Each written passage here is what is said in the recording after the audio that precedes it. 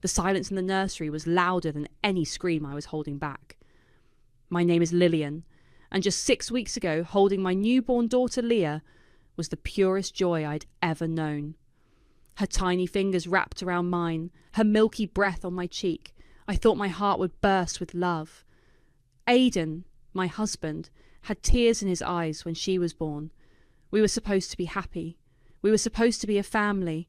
Now, a thick, grey fog seemed to have rolled into my life, muffling all the joy.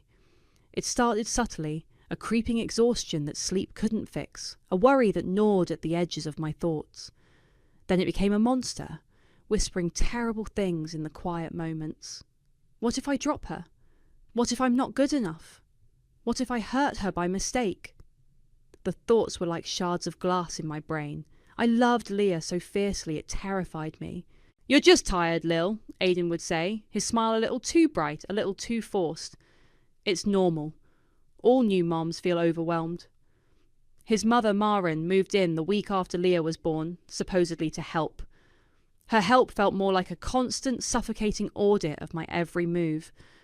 "Oh, Lillian, dear, are you sure you should be holding her like that?" she'd coo, already reaching for Leah. My Aidan always liked to be held more securely. Or, "Is she crying again? Perhaps she's not getting enough from you." When Aidan was a baby, I always had an ample supply. Her eyes would flick down to my chest, then back to my face with a look I couldn't quite decipher, but it made my skin crawl. Every suggestion, every helpful comment chipped away at the fragile confidence I was trying to build. I'd find myself standing over Leah's crib, heart pounding, convinced I was doing everything wrong. The simple act of changing a diaper became a monumental task, my hands shaking. Marin would often materialise beside me.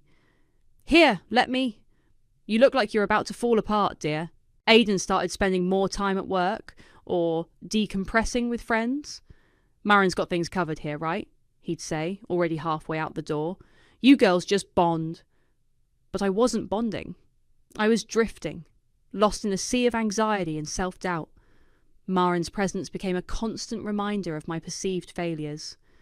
She'd hum happily while rocking Leah, a perfect picture of maternal bliss, while I sat on the sofa, feeling like an empty shell. "You know, Lillian," Marin said one afternoon, her voice syrupy sweet as she bounced Leah on her knee, "Aidan was telling me about your grandmother's trust. Such a wonderful thing she did for you and the baby. You must be so relieved to have that security, especially now when you're not quite yourself." I just nodded, the fog in my head too thick to process her words properly. The trust my grandmother Annabelle had left for me, and for any children I might have, was substantial. It was meant to be a safety net, a gift of love. Now, even the thought of it felt heavy. My friends called, their voices bright and cheerful. "How's motherhood? Isn't it just the best?" I'd mumble something non-committal, unable to voice the darkness that was swallowing me. How could I explain that sometimes I felt nothing but a terrifying void where joy should be? They'd think I was a monster. Maybe I was. Last night I couldn't sleep. The intrusive thoughts were particularly loud. Leah was asleep in her bassinet beside our bed, a tiny, perfect angel. Aidan was snoring softly beside me. I slipped out of bed, desperate for some reassurance. Anything to make the horrible feelings stop. I tiptoed into the living room, my laptop in hand, planning to search for postpartum depression symptoms, to see if what I was experiencing had a name, if it was treatable. The house was quiet except for the low hum of the refrigerator. I sat on the sofa, the laptop screen illuminating my tear-streaked face. As I typed, "feeling like a bad mother," into the search bar, I heard a floorboard creak in the hallway, followed by Marin's hushed voice from the kitchen. She must have gotten up for water. I paused, not wanting her to find me like this. Her voice was low, conspiratorial. "Yes, he's asleep. She's been erratic all day. Crying spells, then just staring into space." A pause. "Don't worry, Aidan. Dr. Fuller said these things take time to document properly." Another pause. Then her voice dropped even lower, laced with something that sounded chillingly like triumph. "It's working. Just a little longer, and everyone will see she's not fit.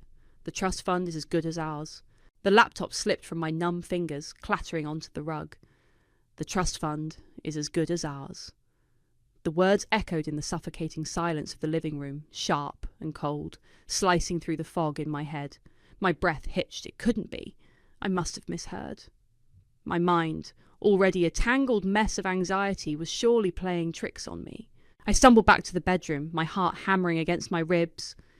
Aidan was still asleep, oblivious. I slid under the covers, shivering despite the warmth of the room. Sleep was impossible. Marin's words, her tone, replayed over and over. "Everyone will see she's not fit." The next morning, the world felt tilted, unreal. Marin was in the kitchen, humming as she made coffee, Leah gurgling contentedly in her arms. The picture of domestic bliss was obscene. "Morning, dear," Marin chirped, her smile unwavering. "Sleep well?" I couldn't meet her eyes. "Fine," I mumbled, my voice hoarse. When Aidan came downstairs, I waited until Marin took Leah into the nursery to change her. "Aidan," I began, my voice trembling. "Last night I heard Marin on the phone. She was talking to you." He looked up from his toast, a flicker of something. Surprise? Annoyance? In his eyes before his expression smoothed into one of concern. "Oh? What about, Lil? Was everything okay?" She said you were talking about Dr. Fuller, and about me not being fit, and about the trust fund." The words felt like poison on my tongue. Aidan put down his coffee cup slowly. He walked over to me, taking my hands. His were warm, steady. "Lillian, honey," he said, his voice gentle, patient. "You know you haven't been yourself lately. The PPD, it can make you imagine things, make you paranoid. You were probably half asleep, dreaming." "No, I wasn't dreaming!" I pulled my hands away. I heard her, Aidan. She said it was working, and that the trust fund was as good as ours. He sighed, a look of deep hurt spreading across his face. "Lil, that's a terrible thing to accuse my mother of. To accuse me of. Do you really think we'd do something like that? We're worried about you, that's all. Dr. Fuller is someone Mom knows, a psychiatrist. We thought it might be good for you to talk to someone, given how much you're struggling." Tears welled in my eyes. Was he right? Was my mind so broken that I was inventing these monstrous plots? The PPD made everything feel distorted. "But she sounded so gleeful," I whispered, desperate for him to understand, to deny it in a way I could believe. Marin re-entered the kitchen just then, her smile faltering as she took in the scene. "Is everything all right, dears?" Aidan ran a hand through his hair. "Lillian had a bit of a scare last night, Mom. She thinks she overheard you saying some upsetting things." Marin's face crumpled into an expression of profound concern. She rushed to my side, taking my arm. "Oh, my poor girl. What did you think you heard? You know, this deep depression can cause such vivid delusions. Aidan and I were just discussing how worried we are, how much we want to help you get better." "The trust fund?" "We were only saying how fortunate it is that you and Leah have that security, especially now." Her hand on my arm felt like a vice. Her words, so reasonable, so caring, made me feel even crazier. They were a united front of placid concern, and I was the hysterical, delusional one. I mumbled an apology, shame washing over me. I'm sorry, I'm just so tired, my head's all mixed up." "Of course it is, dear," Marin cooed, patting my arm. "You just need rest. And perhaps a chat with Dr. Fuller wouldn't be such a bad idea, for your own peace of mind." I retreated, the fog thicker than ever, my own sanity feeling like sand slipping through my fingers. But beneath the confusion, a tiny, cold spark of suspicion remained. It was small, almost imperceptible, but it was there. Over the next few days, I tried to push Marin's words away, to believe Aidan, but I started noticing things. Husbands and wives have patterns, little routines. Aidan's were changing. He'd end phone calls abruptly if I walked into the room. He started asking casual questions about Grandmother Annabelle's trust. "Just curious, Lil, who's the executor? Do you have copies of all the paperwork?" Claiming he wanted to help manage things, given my state. "You've got enough on your plate with Leah and everything else," he'd said, his eyes avoiding mine. One afternoon, while Aidan was supposedly at the hardware store and Marin was napping, I was looking for a spare charging cable in his bedside drawer. My hand brushed against something unfamiliar. Tucked beneath a pile of socks was a sleek, new burner phone. My blood ran cold. Why would Aidan need a secret phone? With trembling fingers, I turned it on. There was only one number in the recent calls list. My heart stopped. It was logged under a single entry. Dr. Alfred Fuller, Psychiatry. The burner phone felt like a live grenade in my hand. Dr. Alfred Fuller, Psychiatry. Not just a casual recommendation from Maren, but a secret contact on a hidden phone.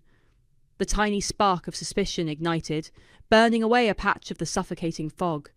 They weren't just worried, they were plotting. A wave of nausea hit me, followed by an icy rage I hadn't felt in months. It wasn't just about me anymore. It was about Leah, my beautiful, innocent daughter, who they wanted to use as a pawn to get their hands on money. A primal, ferocious protectiveness surged through me, so strong it almost choked me. They thought the PPD had made me weak, a broken toy they could easily discard. They had no idea. The next day, while Maren was helpfully taking Leah for a walk, "You need some quiet time, dear. You look so stressed," I slipped out. I went to an electronics store across town, my heart pounding with a mixture of fear and grim determination. I bought the smallest, highest quality, voice-activated recorder I could find. It was expensive, but it was an investment in my daughter's future, and my own. My mission began. I became a ghost in my own home, a silent observer. The PPD still clung to me, a heavy cloak of sadness and anxiety, but now there was a purpose beneath it. I had to fight, not just the darkness in my mind, but the very real monsters in my house. I started placing the recorder in strategic locations. Under the sofa in the living room when I knew Aidan and Maren would be talking, tucked behind a plant in the kitchen, sometimes even in the diaper bag if Maren was taking Leah out and Aidan was home.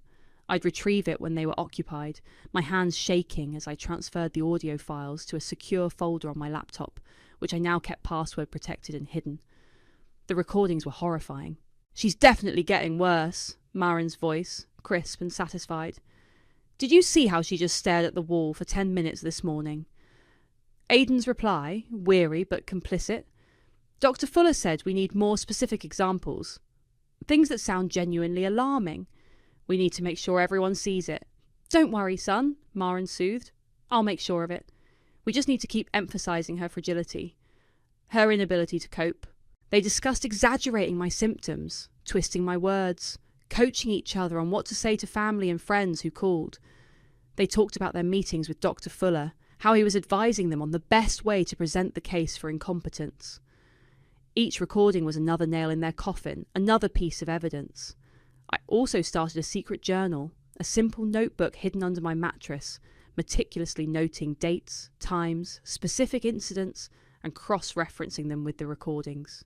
Who said what, when, where, every detail, no matter how small. One evening, I called my younger sister Jade. We hadn't been close for a few years, a stupid argument creating a rift that neither of us had bothered to mend. But she was family. Maybe she would believe me. "Jade, it's Lillian." "Lil? Wow, hi, everything okay? Maren called a few days ago, said you were having a really rough time with the baby." Her voice was hesitant, laced with a skepticism that stung.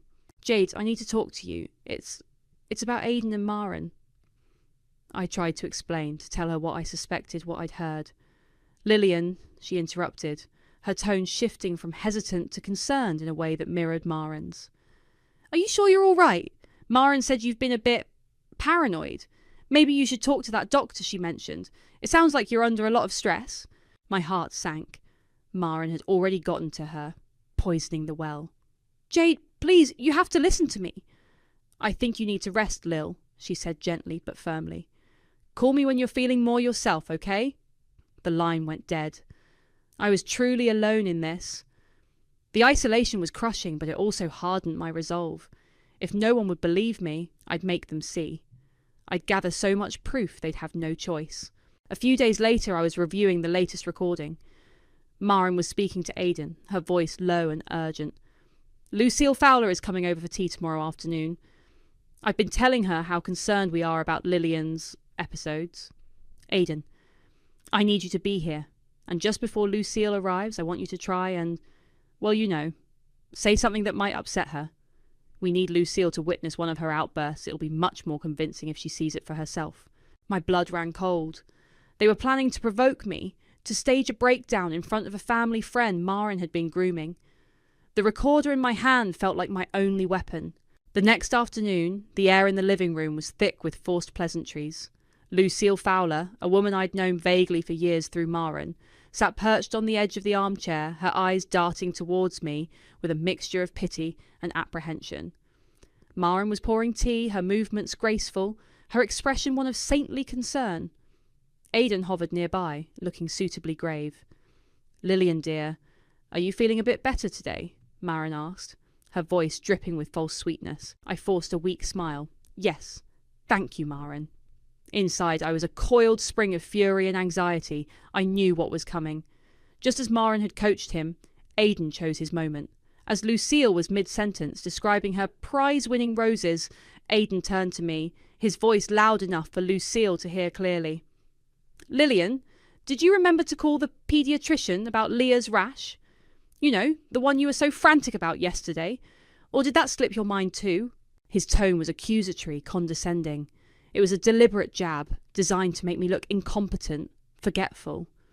The rash was a tiny milk spot, Maren had pointed out, which I'd already dabbed with cream. I felt the heat rise in my cheeks. "I took care of it, Aidan," I said, my voice tight.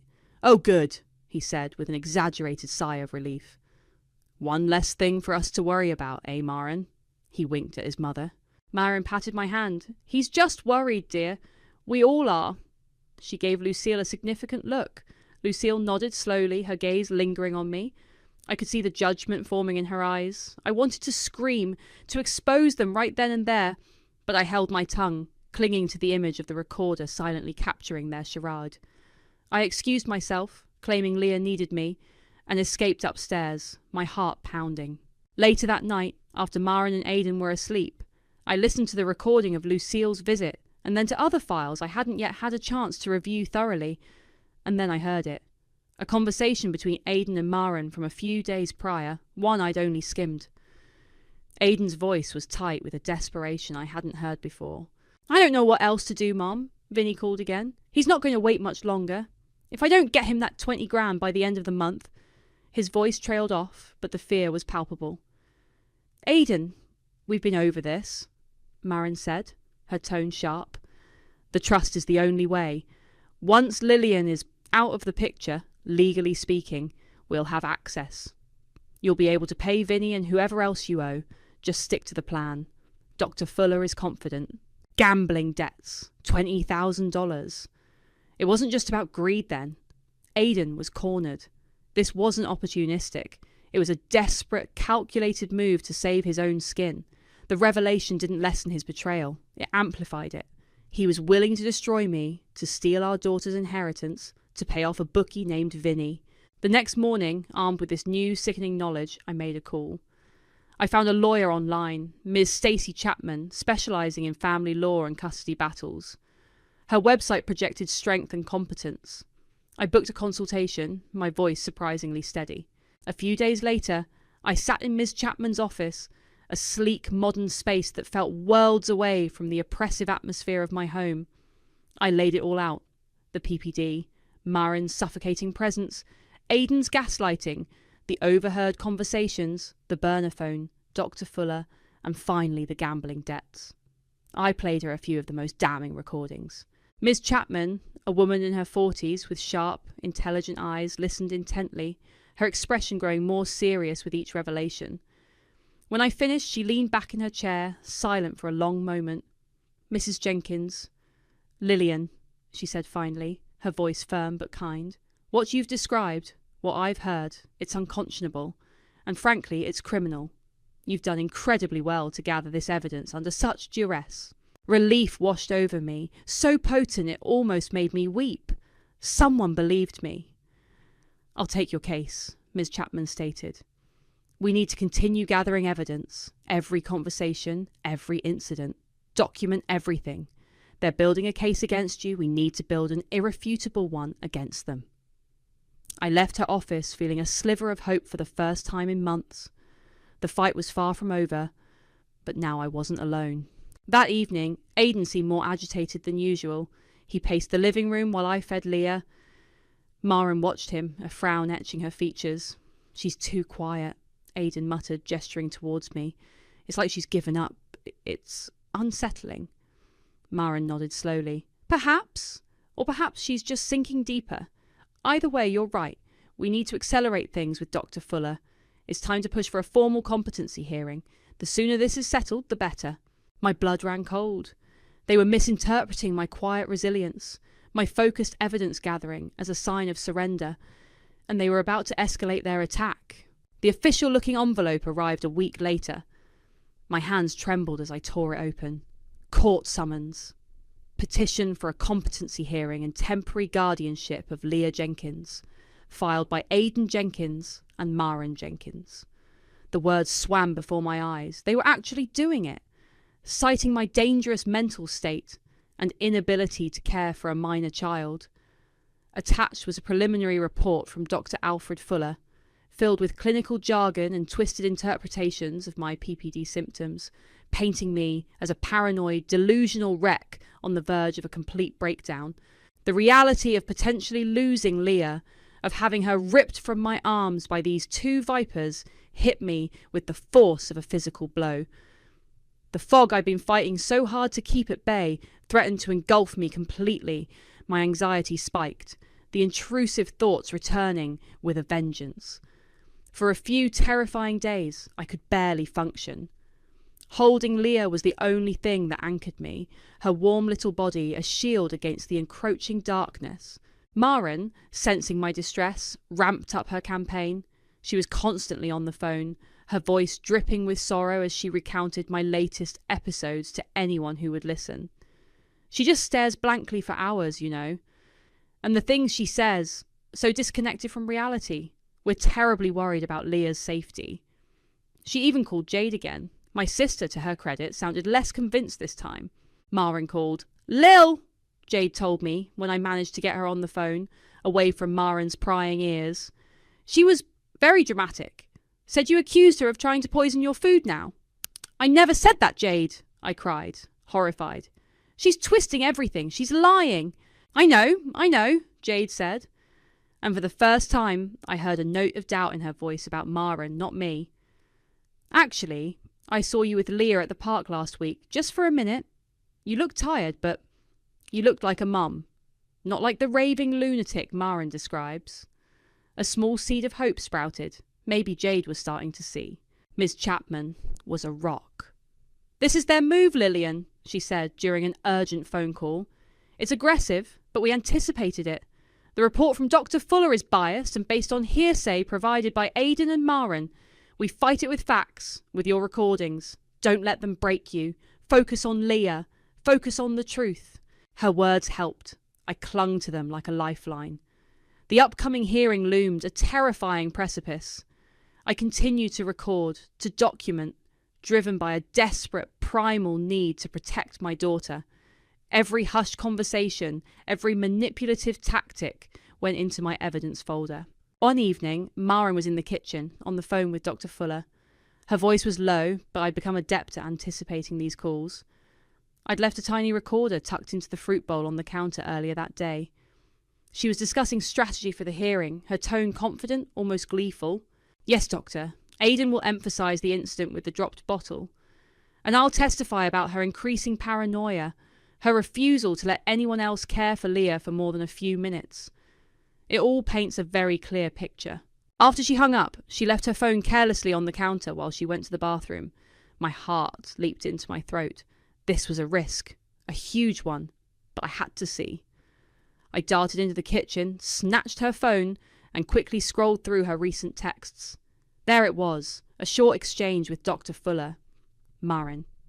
"He's preparing the final affidavit. Very strong. You'll be pleased." Dr. Fuller. "Excellent. The preliminary hearing is just a formality. With your testimony and Aidan's, custody should be straightforward." My fingers fumbled as I tried to take a picture of the screen with my own phone. Just as I snapped the photo, I heard the toilet flush. Maren was coming back. I shoved her phone back onto the counter, spinning around, trying to look casual just as she walked in. "Lillian, what are you doing in here?" her eyes narrowed, suspicion flickering. "Just getting a glass of water," I stammered, my heart hammering. My hand, holding my own phone, was hidden behind my back. She stared at me for a long moment, then shrugged.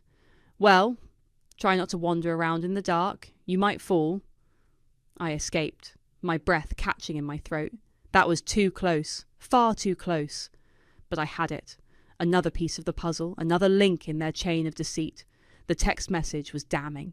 The text message from Marin's phone burned a hole in my digital pocket. It wasn't just Dr. Fuller's complicity. It was his chilling confidence.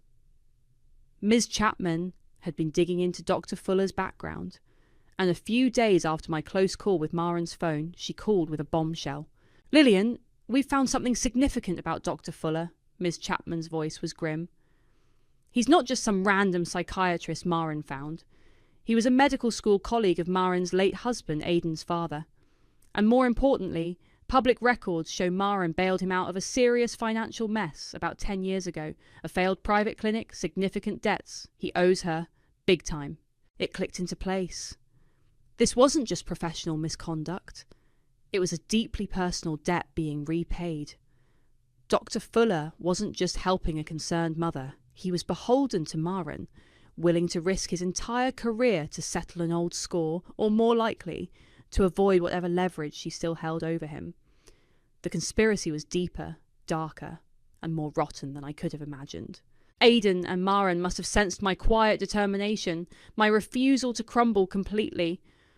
Or perhaps Ms. Chapman's initial responses to their court filings had them spooked. Whatever the reason, they escalated their tactics, resorting to a level of cruelty that still makes me sick to my stomach. It happened on a Tuesday morning. Marin had offered to watch Leah for an hour so I could take a bath. "You look exhausted, dear. A nice long soak will do you wonders." Her solicitude was, as always, cloying and false. I was wary, but the idea of a few moments alone, submerged in hot water, was too tempting. I had also by now taken to placing a small, motion-activated baby monitor with video and audio recording capabilities in Leah's room, another layer of protection. I drew the bath, my ears straining for any unusual sounds. Leah was napping in her crib. Marin was supposedly tidying the kitchen. After about 20 minutes, just as I was starting to relax, I heard a strange thud from downstairs, followed by Marin's theatrical gasp. "Oh my goodness, Lillian! Lillian!" I scrambled out of the tub, grabbing a towel, my heart instantly pounding.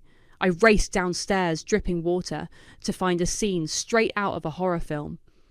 Leah's bouncer seat, which had been safely tucked in the corner of the living room, was now at the very top of the basement stairs, teetering precariously. Marin stood at the bottom of the main staircase, hand to her mouth, eyes wide with feigned shock. Aiden was suddenly there too, appearing from the kitchen, his face a mask of alarm. "What happened?" I shrieked, rushing towards the basement door. I don't know," Marin stammered. "I just came out of the kitchen and saw it. She must have.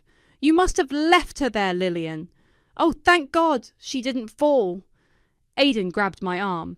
"Lillian, how could you, leaving her like that, right by the stairs?" His voice was a low growl of accusation. "I didn't! I would never!" I cried, looking wildly from the bouncer to their faces. Leah was still asleep in her crib upstairs. I'd checked before my bath. This was a setup. A monstrous, cold-blooded setup. Before I could even process the full extent of their depravity, the doorbell rang. Two stern-faced women in official-looking attire stood on the doorstep. "Child Protective Services," one of them announced. "We received an anonymous call about an infant left in a dangerous situation. Terror, cold and absolute, seized me. They had staged this, then called CPS on me. They were trying to manufacture irrefutable proof of my negligence right before the hearing.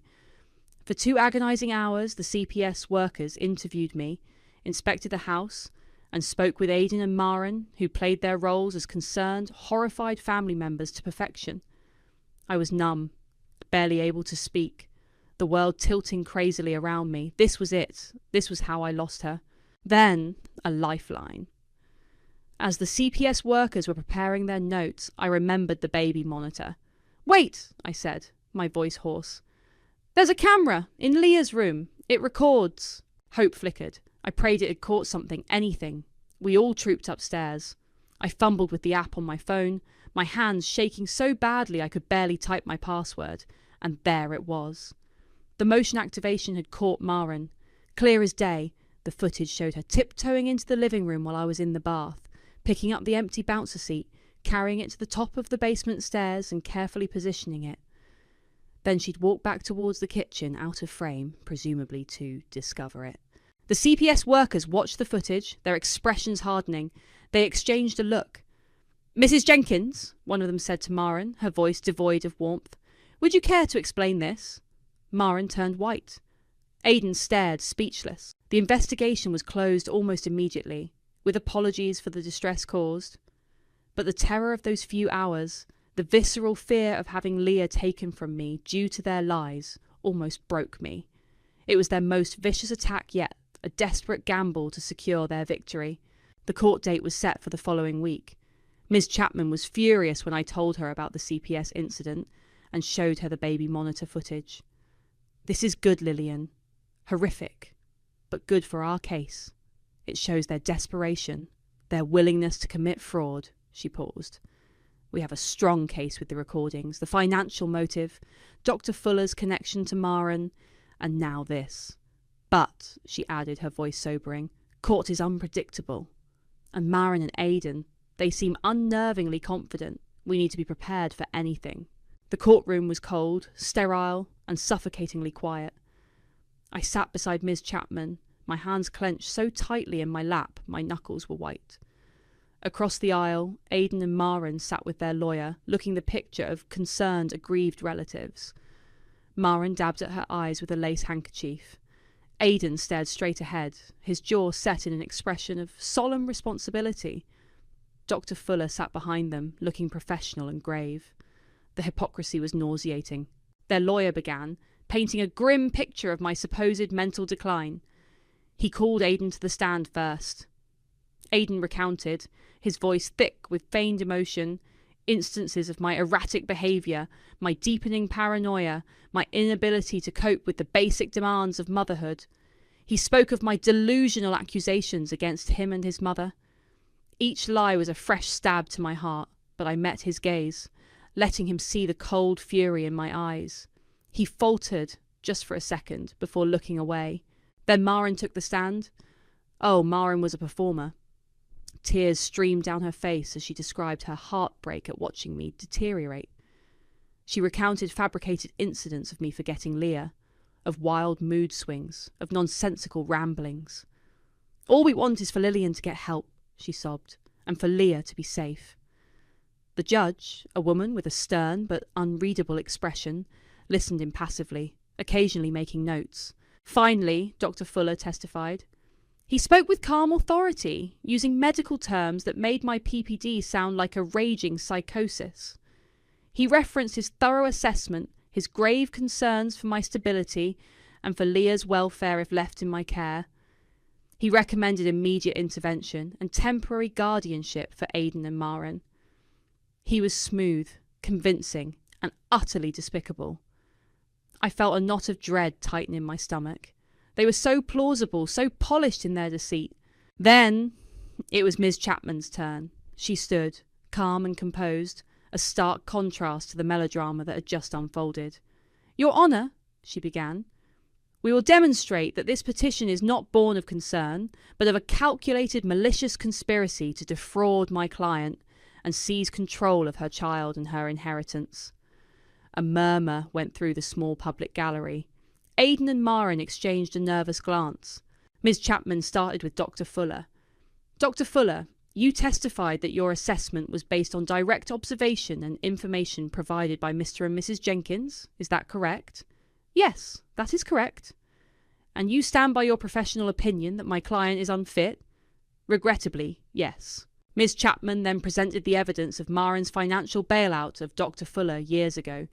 "Doctor, isn't it true that Maren Jenkins provided you with a significant sum of money when your private clinic failed, effectively saving you from financial ruin?"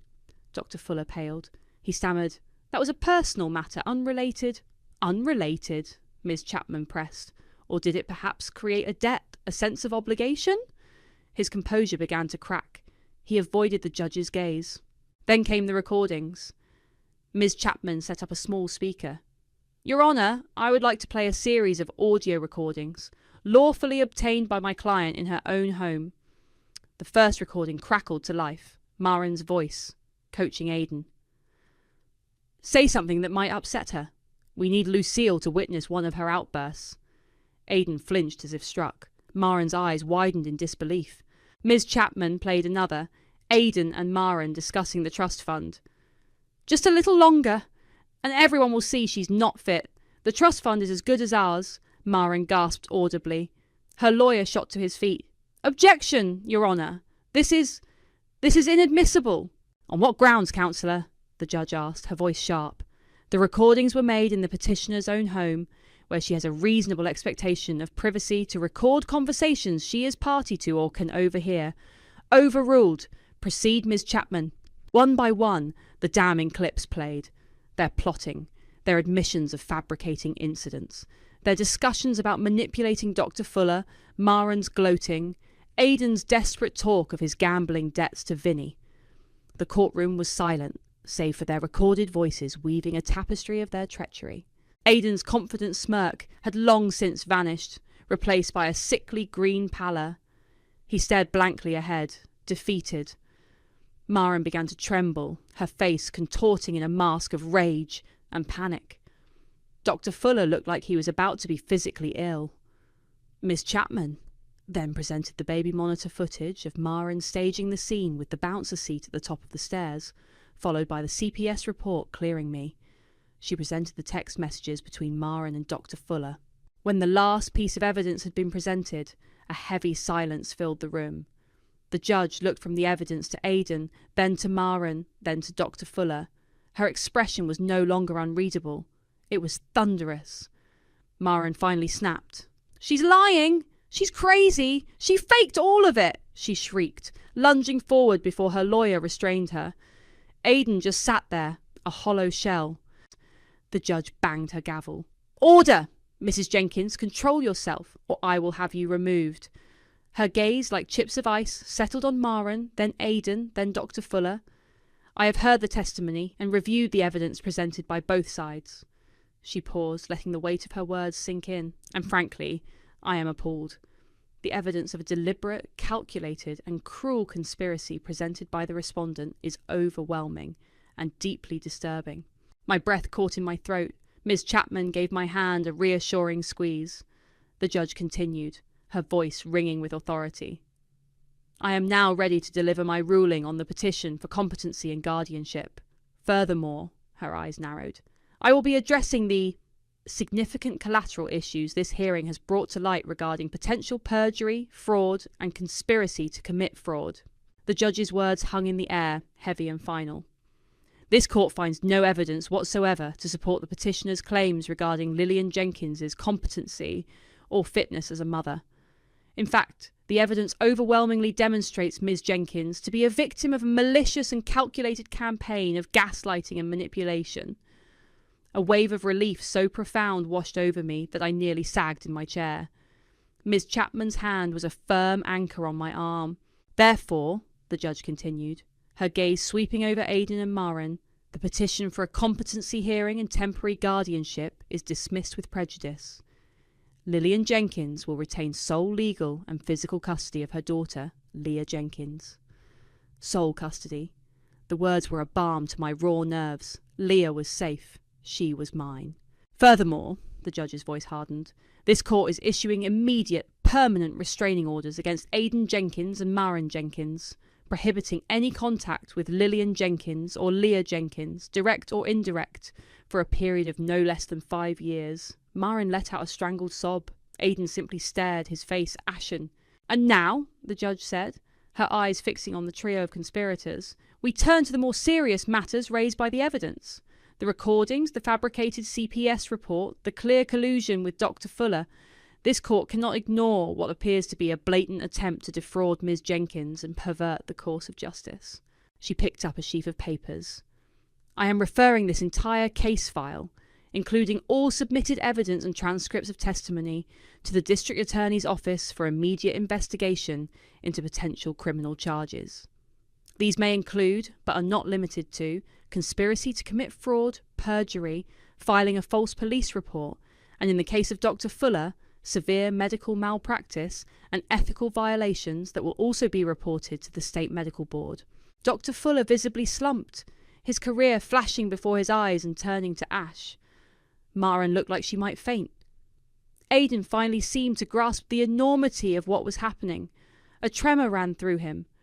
Their confident smirks from the beginning of the hearing were long gone, replaced by the stark terror of impending doom. The judge banged her gavel. Court adjourned. The aftermath was swift and brutal for them. The District Attorney's Office moved quickly. Aidan and Maren were arrested within days, charged with multiple felonies.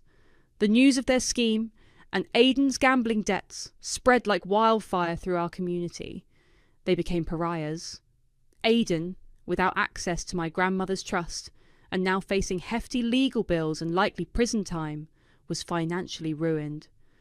Vinny, I imagined, would not be pleased. Maren's carefully constructed facade of the grieving, concerned matriarch shattered, revealing the venomous manipulator beneath. Dr. Fuller's license was suspended pending investigation, his reputation irrevocably destroyed. I walked out of that courtroom exhausted, hollowed out, but with Leah's future secure in my hands. The fog of postpartum depression, which had been so cruelly exploited, began to lift, slowly but surely, as the immediate threat receded. I found a therapist, a real one, who helped me process the trauma and the lingering shadows of PPD. Jade was waiting for me outside the courtroom, her face etched with remorse. "Lillian, I am so sorry," she whispered, tears in her eyes. "I should have believed you. I should have been there for you." I just nodded, too drained for anger. "Let's go home, Jade." She became my rock in the weeks that followed, helping with Leah, listening without judgment, her presence a quiet apology that I slowly began to accept. The trust fund, Grandmother Annabelle's legacy of love, was safe.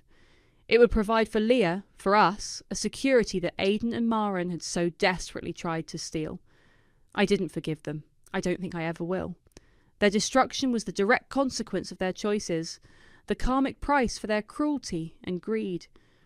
My revenge wasn't a fiery outburst, but the cold, methodical dismantling of their lives with the truth they tried so hard to bury. The scars of their betrayal remain, a permanent reminder etched onto my soul. But they are also a testament to a mother's strength, to the lengths I went to protect my child and reclaim my sanity. My future, once a terrifying, murky unknown, is now clear. It's mine, and Leah's, to build on the ashes of their deceit. And we will build it beautiful,